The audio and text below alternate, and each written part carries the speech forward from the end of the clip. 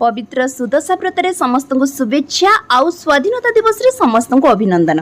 हाँ आज्ञा आज दुईटी पर्व गोटे दिन पड़ी पूरा समस्ते भाभी केमी आम सारू जाऊ भलरे भलरे माँ को कृपारू सबू दिन भलरे कटिला।